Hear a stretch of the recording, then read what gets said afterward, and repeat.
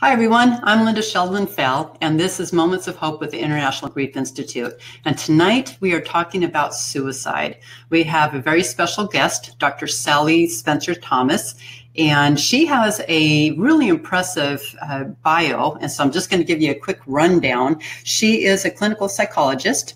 She is an award-winning speaker on mental illness and suicide prevention, and she has lead roles with the International Association of Suicide Prevention, American Association of Suicidology, National Suicide Prevention Lifeline, and the United Suicide Survivors International. And in 2016, she was invited to speak at the White House on men's mental health. So welcome to the show, Sally.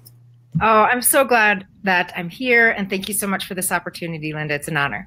Thanks for joining us. Now, I know that you live on a mountaintop in Colorado and you have snow. And so we're going to keep our fingers crossed that our connection stays with us for the duration of the show. So first off, thank you for being here. Suicide is something that everybody needs to learn the red flags and how we can all work together as a society to, reduce and prevent suicide. What's really interesting is the fact that men, working age men from 25 to 54 is the highest number of suicide deaths in the United States. Who knew? When we think of suicide, we think of teenagers, right? And so before we get into that, though, I want you to take us back. You've got living experience, not just, the applied education and such, as a doctorate. You're also a clinical psychologist, but you also have living experience with your own brother who died by suicide in 2004. Take us back to that time, what that was like for you, where you were at in life and what was going on. Sure. So I had been in the field of mental health, if you count my undergraduate years, about 16 years at that point. I had moved out to Colorado to go to graduate school at the University of Denver. I had been practicing in the university and in a small private practice. And I had I would say, an academic and a clinical interest in suicide prevention, just because it's such a big, important issue for all mental health providers. So I don't feel like, my preparation for the moment of my brother's crisis was lacking, given the state of training at the time. I had an excellent education. Sure. But when the issues become personal, they definitely take a different turn. And my brother, by all accounts, was living a very exceptional life. He was just brilliant entrepreneur who launched a business that went national in his 20s. He had a beautiful wife and children and loved by many friends. And this was just exceptional, like funny and just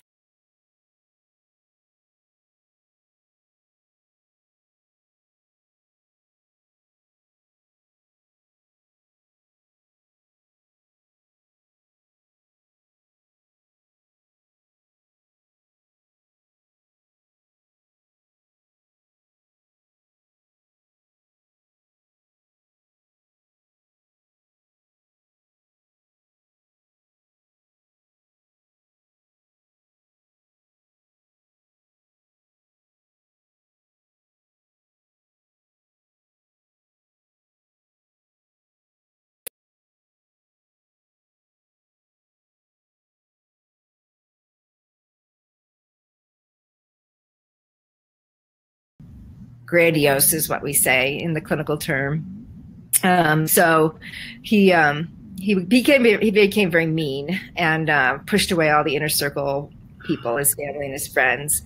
So that was very hard. It was hard to reach him and hard to have conversations with him.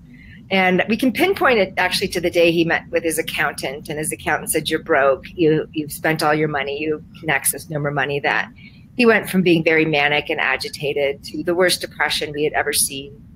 And it ended up being a fatal depression.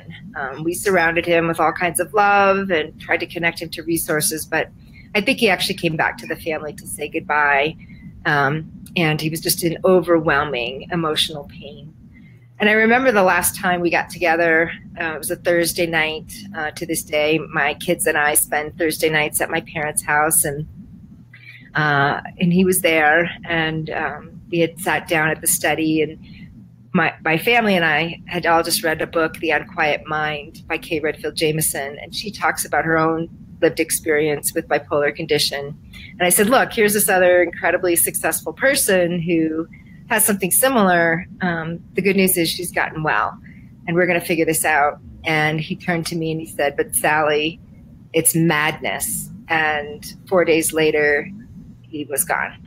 My goodness. So, yeah. So in my, and he's not here. I can't ask him what he meant by that, but I believe what he was trying to tell me, just knowing how persevering he was, and how throughout so much of his life, he found things that helped him through the depression.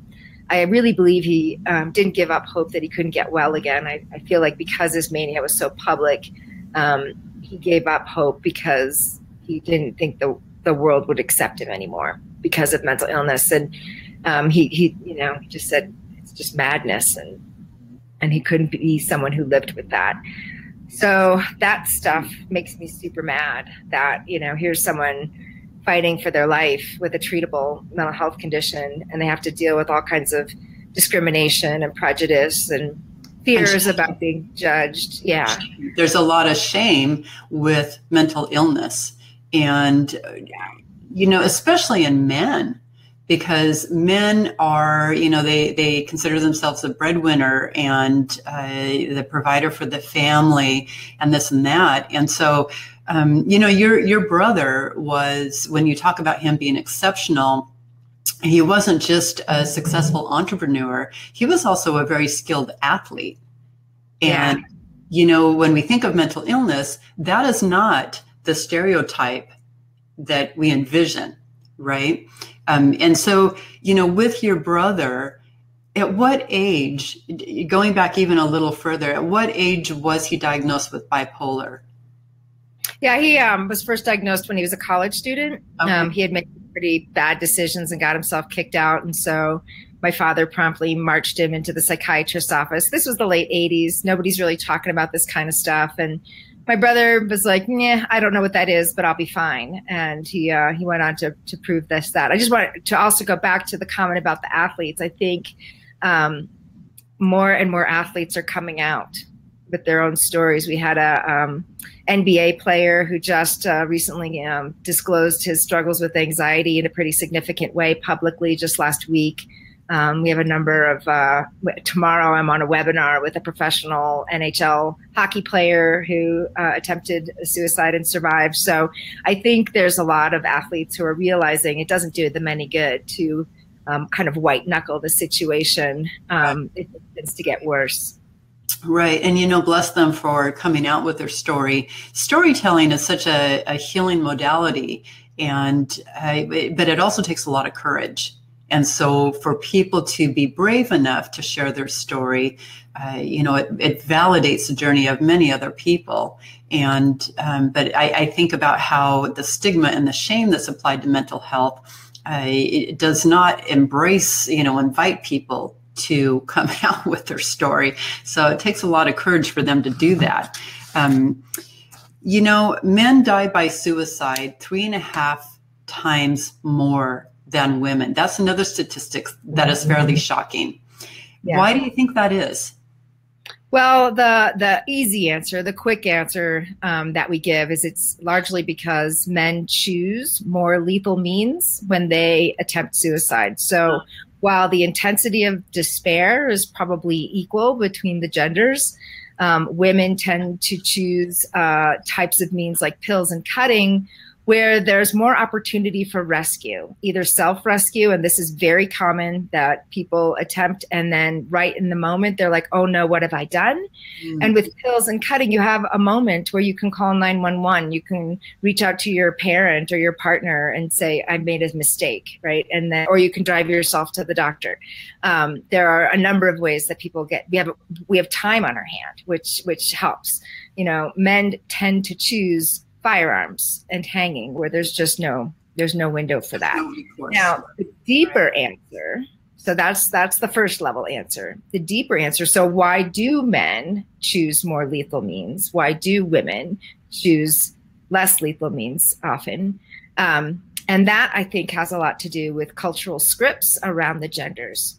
So men are taught, do not fail, get the job done.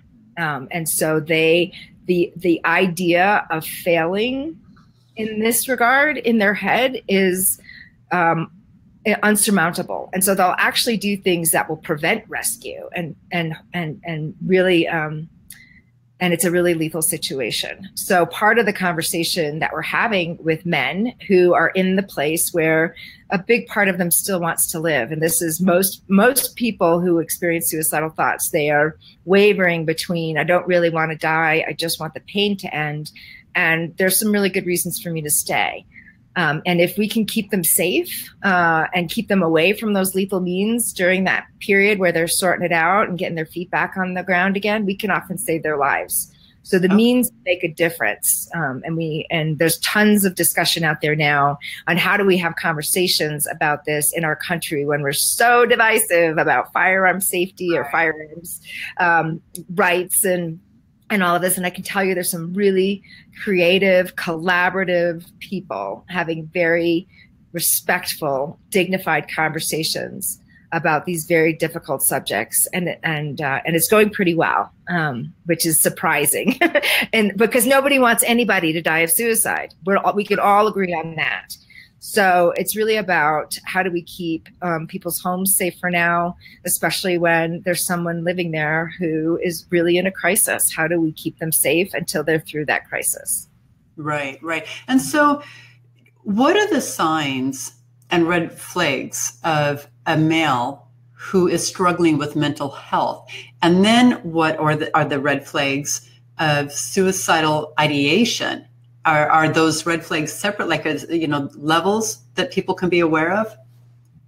So I'm glad you asked that. And it's never as simple as we want to make it out to be, because we want people in boxes and we want to make it's just clearer when everything's clear, and it's never clear with the human behavior. So it's mostly, I call it overlapping bell-shaped curves. So you have women's behavior going like this and men, and there's a lot of overlap. Like men and women often do a lot of things the same. However, there are some differences that can exist. And one is that for men, their depression is largely undiagnosed because it shows up differently than many women. Men's depression tends to get acted out more externally than women's does. And they do it because they engage in things like agitation and irritation and aggression. They're feeling horrible on the inside, but it's coming out in these agitative, interactive ways. Okay. So that's one way. And what does an angry, agitated, irritated man get? He gets in trouble. He doesn't get empathy. He doesn't get support. He doesn't get people saying, hey, maybe you should go talk to someone. He gets discipline at work. He gets written up by, supervisors. He gets in trouble with the law. He gets incarcerated. That's what happens to men who are living with depression. So one of the first cues is when that overreaction starts to happen out of the blue, or it kind of creeps up like a pot that's boiling over. When you can say, hey, you seem to be blowing a little things out of proportion. You don't seem like yourself. Sometimes when people are doing that, there's things going on. I wonder if we can go, take a walk and talk about it, something like that. Trying to acknowledge that feeling of being unwell is coming out in lashing ways. Right. The other difference that we often see is that men, again, overlapping bell-shaped curves, lots of overlap between this genders, but men tend to try to appease that sense of feeling unwell with substances more so than so.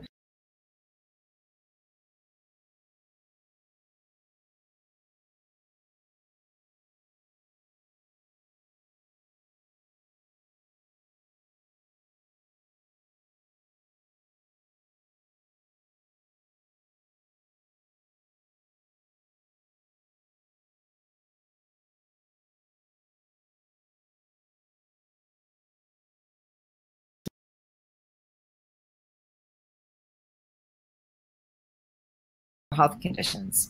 Now, emerging signs of suicide overlap with emerging mental health issues, but there are some additional things to look for. And one of them is kind of a preoccupation with death. So you might notice Google searches about death, or just kind of discussions about death and dying that just kind of raise the hair on the back of your neck a little bit. They just don't seem like normal conversations, but you don't really know what's going on. Additional types of things are people doing things like giving away things that are important to them. One of the last things my brother did before he died was he went to the office where he used to work, and he returned a shirt that he had borrowed. I mean, literally within an hour of his death. This was one of the last things he did. And the thinking of why people do that is that they're tying up loose ends. So sometimes people get their wills in order, or insurance, or other things. And like, that's not a bad thing. But when it's coupled with overwhelming life events like divorce or bankruptcy or increased substance use, it's something to ask some questions about. Right. That's, really, really good information. How can we as a society promote well-being in men? What are we doing that allows them to fall between the cracks? So we spent a lot of time pondering this question. And by we, I mean my other two partners on the Man Therapy Project, which we'll get to in a second. We noticed, along with the data that was in front of us, that there was a certain subgroup of men that were not being reached by our traditional messaging of, if you're depressed, seek help. And we were missing this group. We call them double jeopardy men. They were men with massive risk factors who were also least likely to seek help on their own, because they had been conditioned since birth to solve their own problems, to be the strong ones, to be the providers, to be the ones that people lean on, not the ones who need to be leaning on someone else, right? They had all this conditioning on what it meant to be a man, and it went totally against the message, if you're depressed, seek help. So we listened to these men. We call them double jeopardy men. We listened to them. We said, how do we find you? How do we reach you? What message would you resonate with? And they said, back off the mental health language, at least on the first approach. We do not see our situation through a lens of mental illness. So if you come at us with that, we're like, it's not us. We're not broken. We're not sick. But they were willing to acknowledge that they felt overwhelmed, that they felt highly stressed, and that the issues were things outside of them. Okay, so things were happening to them, divorce, financial issues, job stress, and it was causing them to feel overwhelmed. So in any process of change, you got to meet people where they're at, and then you can have other kinds of conversations. So one of the language was, are you feeling overwhelmed? Do you feel highly stressed? Yes, I do. Well, let's talk about that. And then you can get into more of a conversation on what's going on with them. The second point that they told us, they said, the idea of going to a mental health professional is so daunting to us, and it honestly doesn't make sense. This is a subgroup of men, not all men, but this subgroup of men, conditioned from birth, don't ask for help. They're like, let me get this straight. You're telling me I got to take an hour or two off from work, drive across town, park my car in front of the mental health clinic where everybody can see it, go in, and this actually turns out to be a big one, tell the receptionist my reason for being there in front of a room full of people. This is what they think is happening. And then I'm going to be, sent to a room with who's most likely going to be a woman to talk about my feelings for an hour. No, I'm not going. Okay, so this is how they play out how traditional therapy works. And it's honestly not that far from the truth. So that's too big of a jump. So they said, give us some other ways to get better. Give us an opportunity to self-assess. Give us some screening tools so I can guess, so I can figure out how bad is it. Am I worse than other guys? Are other guys in my situation doing things differently to get back on track? I want to know. So give me some screening tools. Give me some self-help tools. Give me some benchmarks to know when I'm in over my head. If there are other guys like me who've gone through something similar and are doing better now, I want to talk to those guys. So peer support for this group of men, super important. They want to know that they're not the only ones, and they want to know that other guys like them made it through the dark forest. And then they said, if those guys tell us that this is a trustworthy resource, we're much more likely to engage with it than some, do-gooder. So all of these little tips. And then finally they said, and if you can make this stuff funny and like really relatable, we'll pay attention. And we're like, oh my gosh. So that put us on a mission. But that can be done. I know, comedians in the bereavement world, and they are very funny, but very truthful.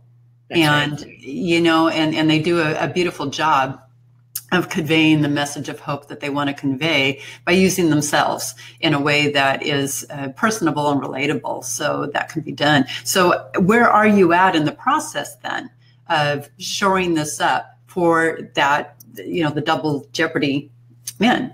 Yeah. So we went, oh my gosh, we have to make something funny. That's not funny at all. How do we do this? And it's a tough one, but it can be done. Yes. Yes. And they said to us, well, that's your problem. You got to go figure that out. And we're like, okay. So we partnered with this group called Cactus. They're a full service advertising agency in Colorado. And they're so clever. They're so brilliant. And so they created a fake therapist, Dr. Rich Mahogany. And he uses his kind of cynical, satirical wit to man up mental health. And so he does it by letting men know that some of their stereotypes about masculinity don't really work very well for them, for their overall health, but especially for mental health. And so that we tested it out with our guys. And for the Double Jeopardy men, they really liked that form of humor. They're like, oh my gosh, you got us. And so we tested it out with our firefighters and our cops and our military veteran guys and our construction guys. And they were like, yeah, that works for us. You made it relatable to us.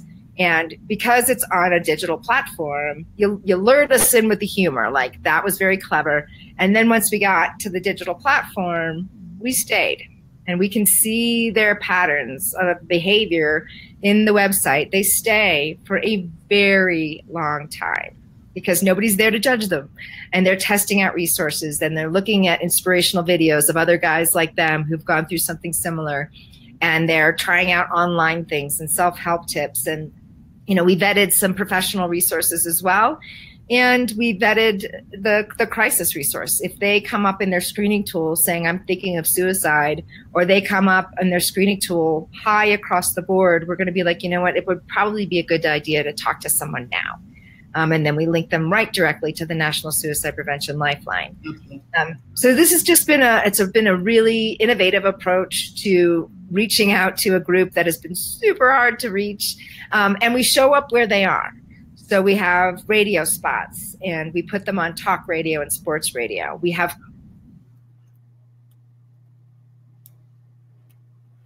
Yep, I lost you there. Are you viewers? I don't know if you can still see Dr. Sally, but she's frozen on my screen. So Sally, if you can hear us, let's see if we can refresh. Okay, we'll give her a minute, see if she comes back in.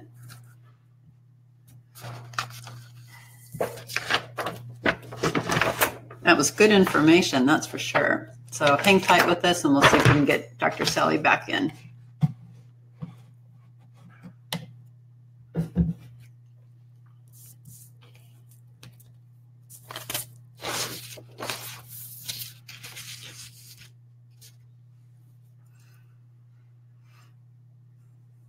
Dr. Sally, if you can hear me, can you send me a text letting me know that you can hear me?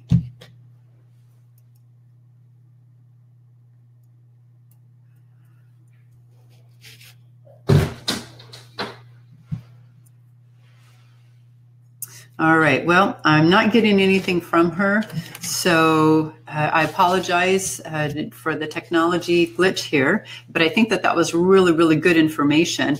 To learn more about Dr. Sally's website, mantherapy.org, go there. If you are a female viewer and you have a male that you're worried about, you can go there on his behalf. You can also send him there. Really great information on that. And for Dr. Sally's website, Oh, I think she might be coming back in here. Let's see if she comes back in. But for Dr. Sally's website, it is sallyspencerthomas.com. And she's a fantastic speaker. Her credentials are very impressive.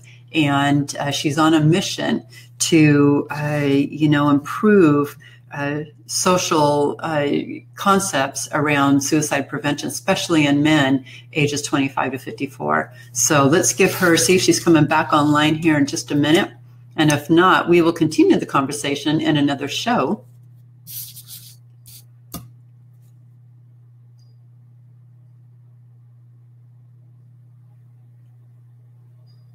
Okay. All right. Well, thanks so much for being with us tonight. I think we lost Dr. Sally. I hope this information has been useful. If you have any questions, you can reach us at internationalgriefinstitute.com or go to Dr. Sally's website, mantherapy.org. All right. Thanks so much for joining us. We'll see you next time. Have a good night.